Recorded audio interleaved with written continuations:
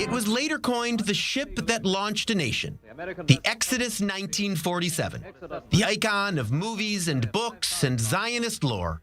Some 4,550 refugees, Holocaust survivors, setting off across the Mediterranean just 2 years removed from the fires of Europe.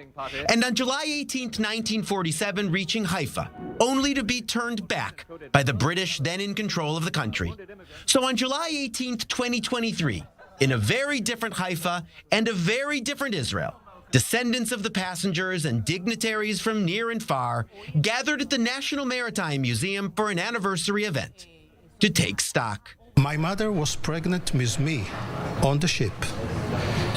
You can imagine what's these conditions in July, August 1947. The heat on this ship and the place that they have. Originally the ship was for 600 people made, but there was on the ship 4,554 persons. So we can imagine how she suffered. When the Exodus neared Haifa, the British Navy rammed and boarded the ship. Fighting broke out. 3 of the Jewish passengers were killed. The ship hobbled into port. Now, when they arrived to Israel, to Haifa port, my mother it was on Friday.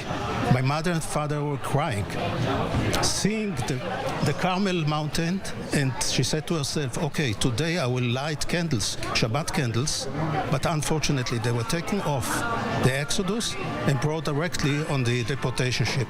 Deportation from Haifa sending the passengers themselves on an odyssey back to Europe, their tale bringing sympathy for their plight and support for the Zionist cause. There is a story that she told me, let's say on the ship or on the deportation ships, they were lying on the floor, on the ground of metal ground of a ship that, you know, when you're going to sleep at night, you are turning around. But it was so crowded that one of them shouted, hey, let's turn around.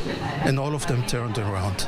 76 years later, the story of the Exodus is seen as a key milestone on the road to Israel's establishment, raising awareness for the plight of Jews in post-Holocaust Europe.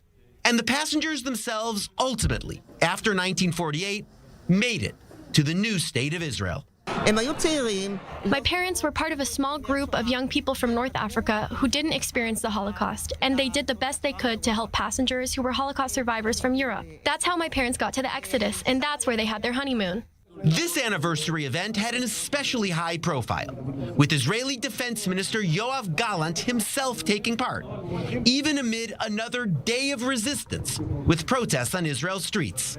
There was a special reason. I'm emotionally connected to the Exodus because my mom was one of the immigrants on board of the Exodus, and together with her family, they were expelled back to Europe. The Exodus ship was something that all people back then knew about, and this was the beginning of the Aliyah to Israel. It's something that is very important to us to remember. Another guest of honor at the event? The Deputy Foreign Minister of Honduras. The connection? The Exodus was Honduran registered. The hull draped with the actual flag flown on the ship. And Honduras was brave enough to say, here we are, this is a certificate of navigation, this is our flag, this is a Honduran registered ship, and we are proud that we were part of that process, because without that you couldn't have had this ship coming to Israel. When I'm standing now here, I feel my parents. We and you did it, and that's the situation. And we have a free Israel independent. Taking time to remember a ship and its indelible mark on Israel's history.